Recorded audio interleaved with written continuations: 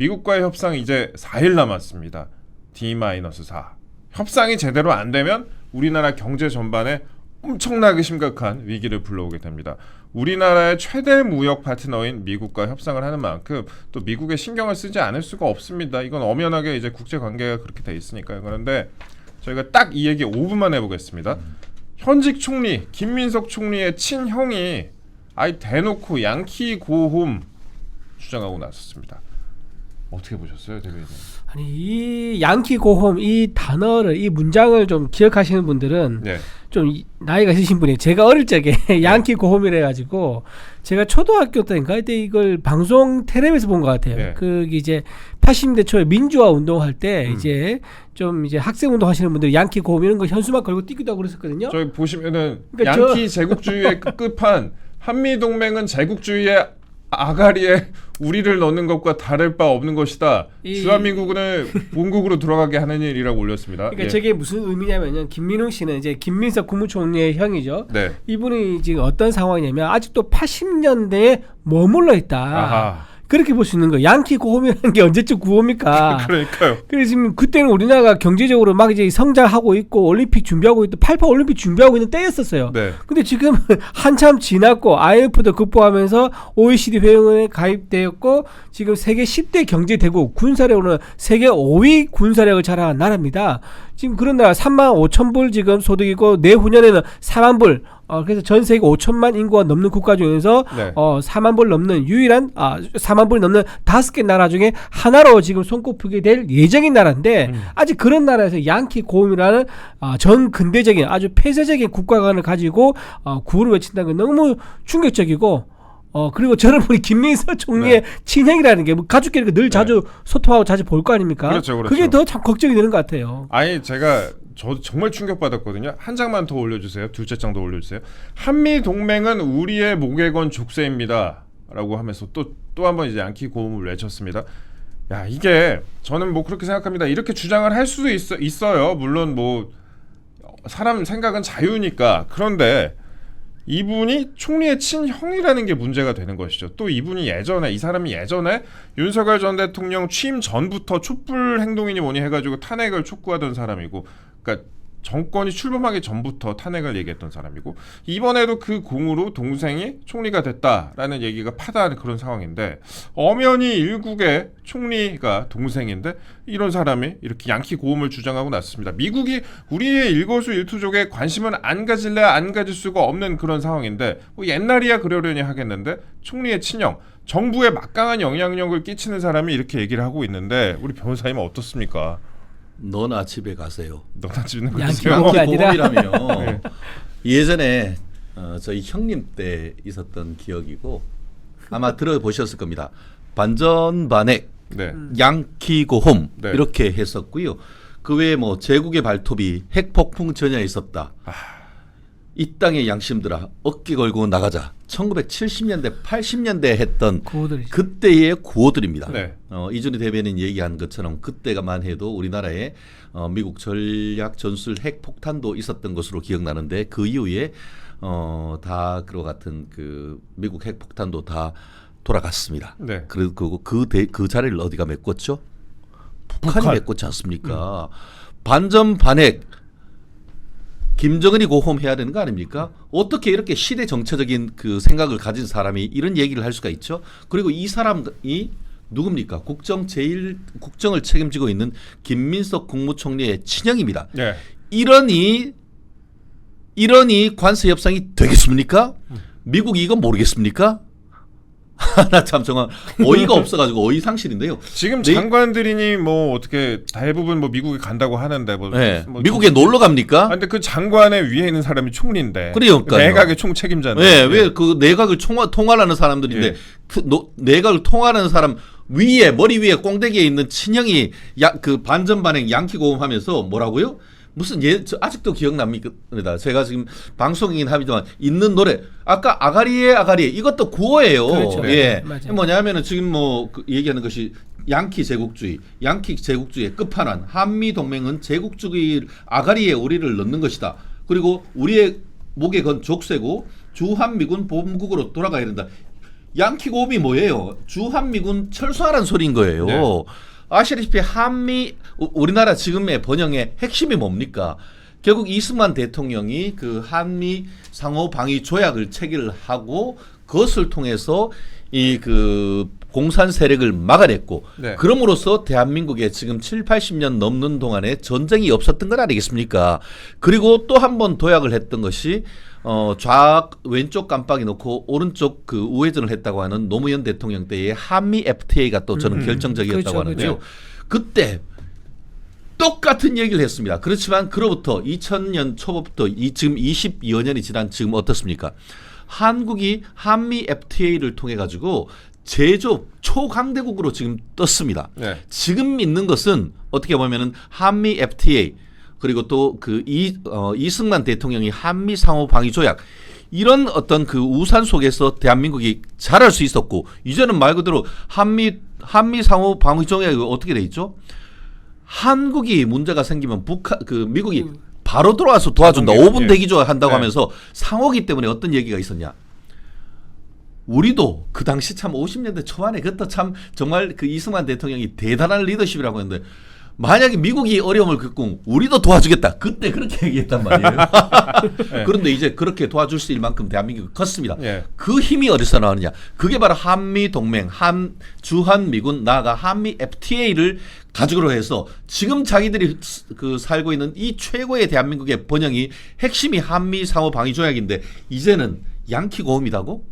정신 똑바로 차리세요, 당신들. 양키 고음 이렇게 얘기를 하고 있는데 그러면 북한은 우리에게 또 어떤 입장인가? 그러니까요, 지금 예. 속보가 좀 나오고 있습니다. 저도 깜짝 아침 속보가 놀랐습니다. 나왔는데 조선중앙통신에서 1시간 좀 전에 속보가 나왔습니다. 북한의 김여정 그냥 직책 부르지 않겠습니다. 김여정이 조한 관계는 동족이라는 개념의 시간대를 완전히 벗어났다라는 담화를 냈습니다. 조한 관계라는 거 그러니까 뭐 북조선과 남한이다 뭐 이런 의미겠죠. 네, 남북 관계를 말하죠. 예, 네. 그러니까 그게 그 단순히 그런 의미가 아니에요. 북조선 남조선 관계가 아니고 이번엔 주한 관계라고 있는 것은 예. 한반도 이국가론으로 해가지고 그렇죠. 조선과 한 예. 옛날엔 남조선이라고 했는데 이거는 대한민국이라고 부르잖아요. 맞아요. 예. 그게 적대적 이국가론 통일은 없다. 네. 이 부분을 그러니까 한국과 북한과의 관계를 핵심 짓는 그 개념 자체가 지금 주한 관계라고 하는 그 키워드에 통일도 없고 앞으로 우리는 핵폭탄으로 너네를 때려 부실 것이다. 그 내용을 깔고 있다는 것은 우리가 반드시 알아야 되는 거예요, 이게. 맞습니다. 이 국가로 이제 얘기를 하고 있는데 이게 제가 내용 좀 말씀을 드릴게요. 이거 참 내용 보니까 더 짜증나는데 김여정 대북방송 중단 진작 안 했어야 평가받을 일 못 돼.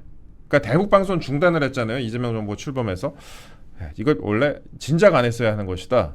평가받을 일도 못 된다.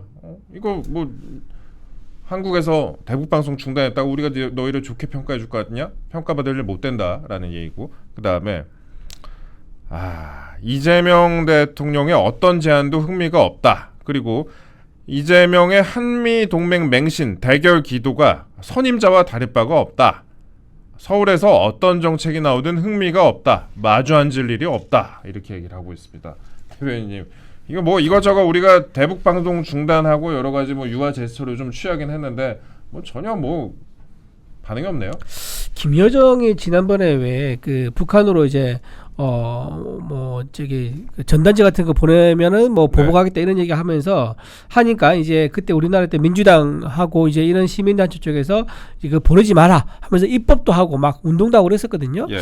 그러니까 이제 김여정의 말 한마디가 또 우리나라에 보내는 우리나라에 있는 이제 친북 인사라든가 좌파 단체들에게 어떤 신호를 주는 이제 그런 그렇죠. 의미로 많이 이제 이용돼 왔었어요. 그런데 지금 보니까 대북 방송 중단한 것에 대해서는 고맙지 않다. 딱히 당연한 걸 한 거다라고 얘기한 거 보니까는 평가받을 일이 못 된다고 했으면 다시 재개하면 되는 거 아니에요? 그렇죠. 그렇게 됐죠. 네. 그런데 이렇게 말하는 거 보니까 제가 보기에는 좀 더 센 것을 주면은 뭔가 귀를 기울이고 협의를 하겠다. 하지만 지금 내가 보기에는 만족스럽지 않다. 예. 좀 더 분발해라. 뭐 이런 식의 신호가 아닌가 싶습니다. 저는 결국 그런 취지로 한마디로 김정은의 이재명 길들이기 요런 그 어떤 느낌이 있는데요. 근데 저는 오늘 저도 이 내용을 보면서 문재인 대통령 시절에는 김여정이 문재인을 뭐라고 불렀죠? 삶은 삶은 소대가리라고 소대가리. 불렀는데 네. 찍소리 못하고 네. 오히려 대북전단 금지법 같은 것들을 만들어가지고 어떻게 아양을 떨었다 이런 비판을 갖고 있는데 이번에는 삶은 소대가리라고 얘기는 하였지만 이재명을 망상가라고 사실상 평가를 했는 것이 아닌가 싶습니다. 여기 뭐라고 되어 있냐면은 최근 몇 달 후 경주에서 열리는 에이펙에 그 누구를 초청할 가능성까지 점쳐보며 헛된 망상을 키우고 있다라고 했지 헛된 않습니까? 망상. 헛된 망상을 키우고 있는 것이 한마디로 망상가라는 그런 말로 아니겠습니까? 망상 버리지 마라. 그 누구가 누구겠습니까? 김정은이 아니겠습니까? 네. 실질적으로 지금 오늘 그 신문에도 보면은 에이펙 회담에서 뭐 시진핑도 오고 누구도 오고 할 텐데 거기에 김정은이도 부르자라는 아이디어가 지금 민주당 내지는 그 이재명 정부에 나오고 있는데 예, 예. 그게 헛된 망상이다. 이렇게 지금 한마디로 그냥 발로 차버린 겁니다. 예. 결국 니들이 지금 했는 것 정도 가지고는 택도 없대라는 그 내용을 하고 있는 건 아니겠습니까? 예. 결국 가지고 오려고 하면은 지대로 된 거 가지고 와라 이런 취지인 것이지 이런 식으로 요 정도로 해가지고 우리가 움직일 것 같느냐 하는데요.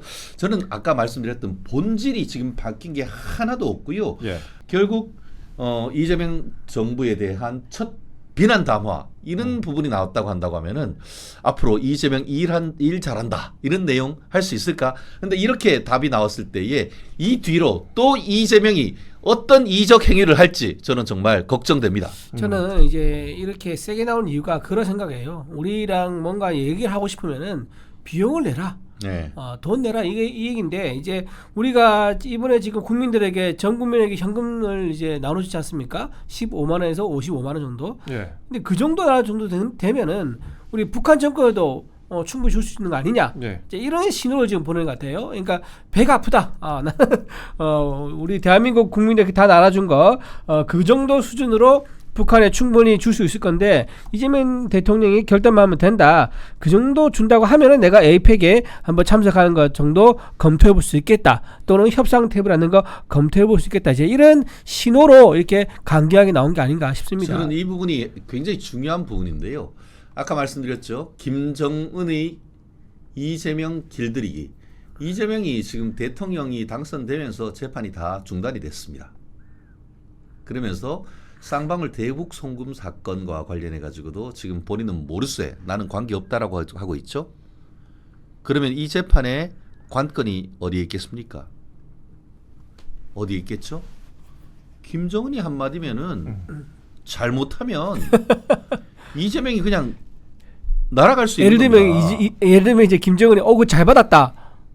그 요기한테 그렇죠. 요긴하게 맞다. 썼다. 요긴하게 이재명이하고 썼다. 다 얘기했다라고 얘기하는 순간 그러면 이재명은 마탱이가 가는 거예요. 쉽게 말하면은. 네. 그렇기 때문에 그런 맥락에서 제가 봤을 때는 첫 번째 메시지를 뭐 축하한다 뭐 이런 것이 아니고 강공으로 때려버리는 거예요. 예. 그렇게 되면은 남북 관계에서 어떻게 보면 북한의 쌍방울 대북 송금으로 사실상 이 그 핵심적인 급소를 잡힌 이재명이 어떤 식으로 나올지 저는 정말 걱정됩니다. 메인 주제로 넘어갈게요. 관세 협상 얘기 좀 해보겠습니다. 일본이 상호 관세 15%로 막았습니다. 뭐 도요타나 혼다 같은 주가 보면은 나름 선방했다라는 그런 평가를 받고 있는데 이것도 이제 조금 전에 나온 소식입니다. 조금 전에 미국과 EU가 15%로 무역 협정을 전격 타결을 했습니다. EU산 자동차에 대해서 15% 관세율이 적용된다라고 보도가 나오고 있습니다. EU가 관세율을 기존의 30%에서 15%로 낮추는 대가로 이제 미국의 뭐 에너지 구매와 추가 투자를 약속을 했다. 그래서 뭐 미국 EU산 자동차 제품의 기존 2.5%의 트럼프 대통령이 모든 수입 자동차에 도입한 25%의 품목 관세를 더해서 총 27.5%의 관세가 부과가 되고 있었는데 이게 이제 15%로 낮추는 그런 협정이 있었다라고 보도가 나왔습니다. 지금 우리나라를 제외하고는 하나씩 협상이 계속 이루어지고 있는 그런 상황이에요. 한마디로 한국만 왕따냐? 이거 아닙니까? 네. 근데 악마는 디테일에 있다. 제가 네. 조금 수치를 조금 더 상세하게 말씀드리겠습니다. 네. EU는 지금 자동차 관련해서도 15%로 했는데요. 예. 일본은 15%로 했는 것 같죠. 악마는 디테일에 있습니다. 다른 것은 15% 맞습니다. 예. 하지만 일본산 자동차는 그보다 2.5% 낮은 12.5%입니다. 아하. 이 부분이 참 굉장히 중요한데요. 예. 지금 이 상태 속에서 한국이 8월 1일까지 관세 협상 타결되지 않으면은 네. 우리나라에서 생산한 제네시스 미국 수출 빵이 되는 겁니다. 그렇죠. 이게 내 현대 주가 주식에 현대 기아차 주식에 직접적인 관련이 되는 겁니다.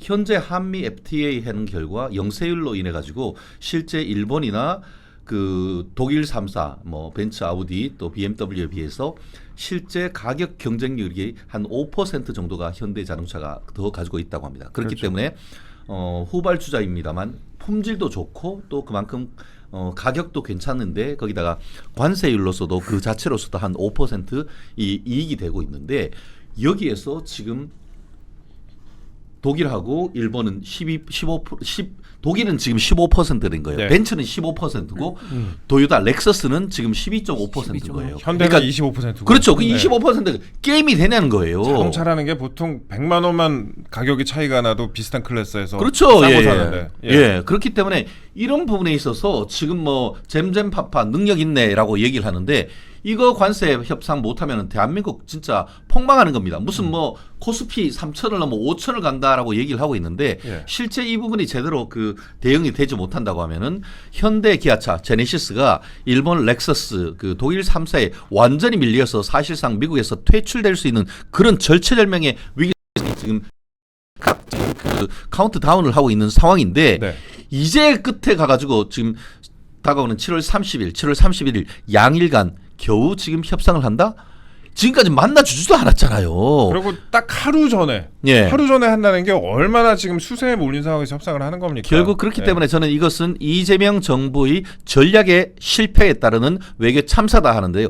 두 가지 전략 실패가 있습니다. 뭐냐? 우리는 이거 지공 전략 한다고 했잖아요. 네, 예. 천천히 그래도 시간이 있다. 그랬다가 어떻게 됐어요? 지금 시간이 있어요? 개뿔?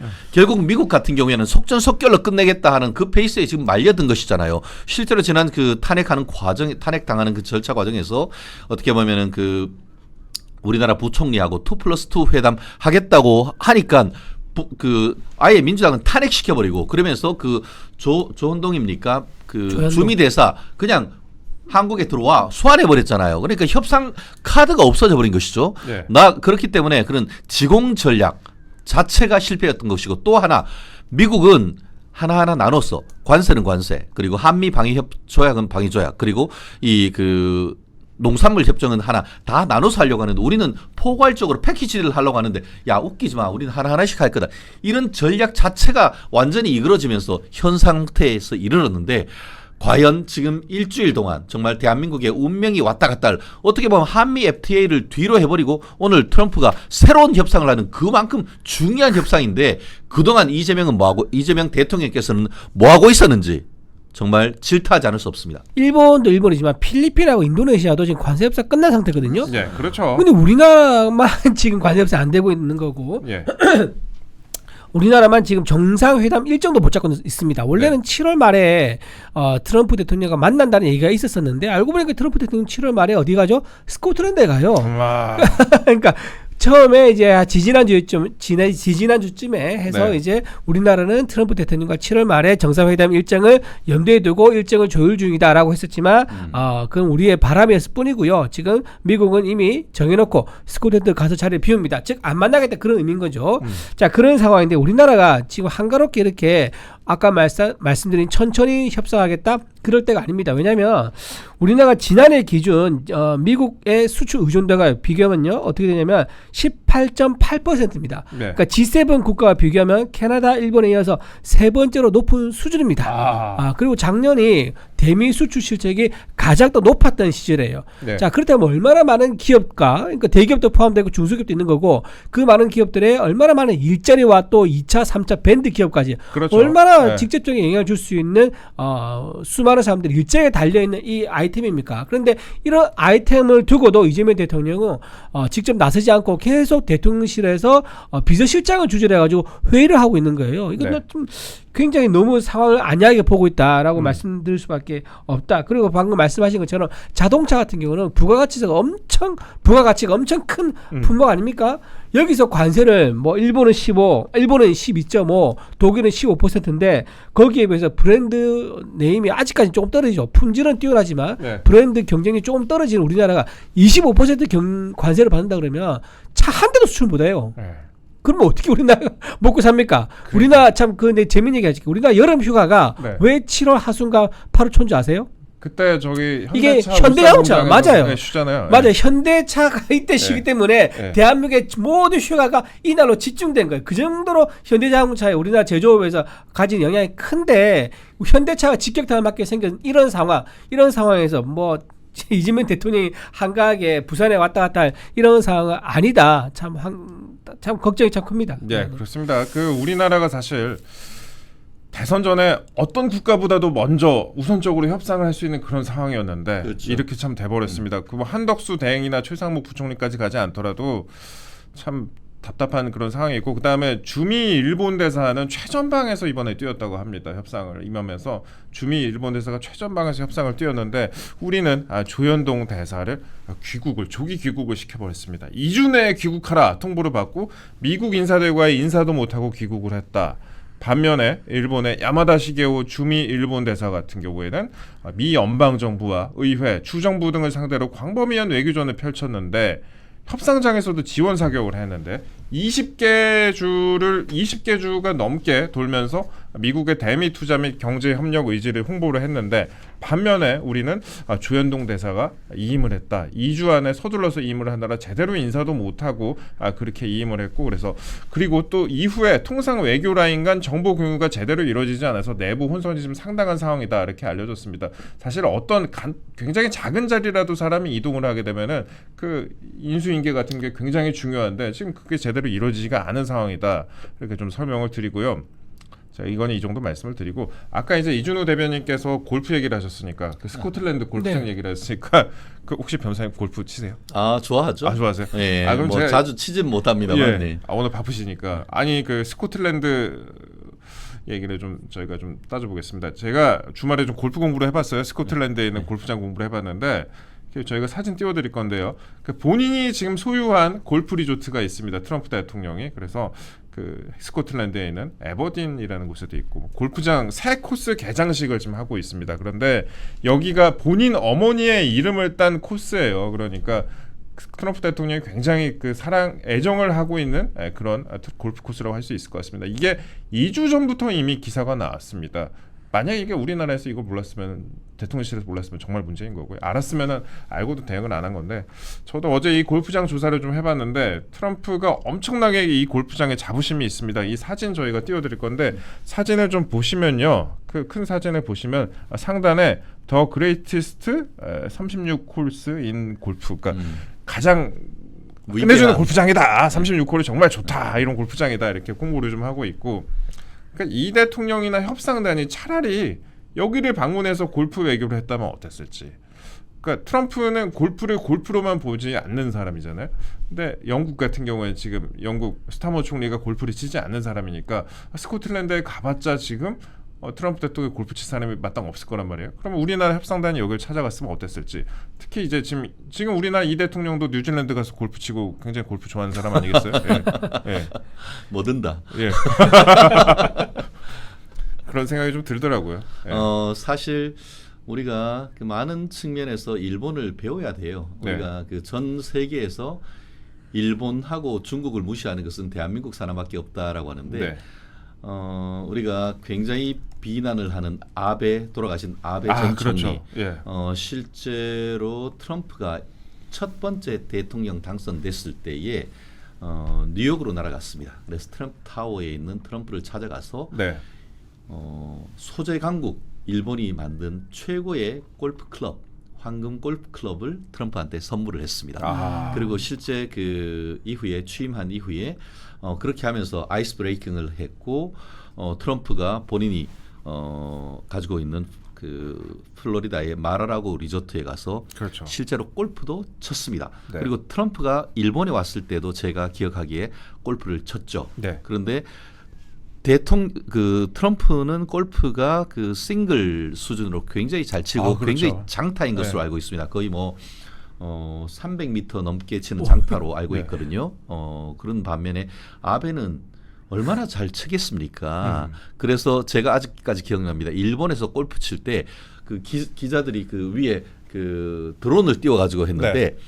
벙커에 빠져서 나오다가 벌러덩 아, 뒤집어지는 맞아요. 그런 것도 네. 해서 할 만큼 그렇게 해서 어떻게 보면 본인이 우스운 캐릭터가 됐지만 그걸 통해 가지고 일본의 이익을 지켜냈단 말이에요. 네. 사실 이번에 그 이재명 대통령이 당선되고 나서 거의 4일 가까이 3일 후반에서야 겨우 20분 통화를 했고 그러면은 그 번역과 통역까지 하면 사실상 10분 했는데 그 중에서 자랑스럽게 얘기했던 것이 아 우리 골프 한번 치자 얘기했다는 그거 얘기했었잖아요. 네. 윤 대통령은 안 되고 지는 된다라는 그런 부분인 것 같은데요. 어쨌든 뭐 대한민국을 위해서 이재명 대통령이 미국을 말하라고 가서 골프라도 쳐가지고 대한민국의 국익을 지킬 수 있다고 하면은 그거 누가 반대하겠습니까? 그렇죠. 네. 예. 그렇기 때문에 이런 부분에 있어서 왜 아직까지 직접 방문은커녕 취임 축하하는 메시지 이외에 아직까지 친서 전달했다는 소식 한 번 없고 트럼프 대통령과 통화 한 번 했다는 얘기가 왜 없죠? 만나러 간다고 했는데 만났다는 소식도 없고 예.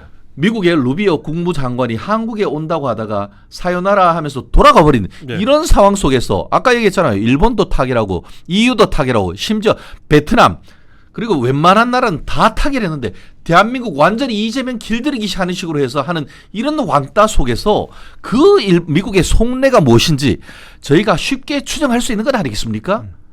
정말 너무 답답합니다. 예.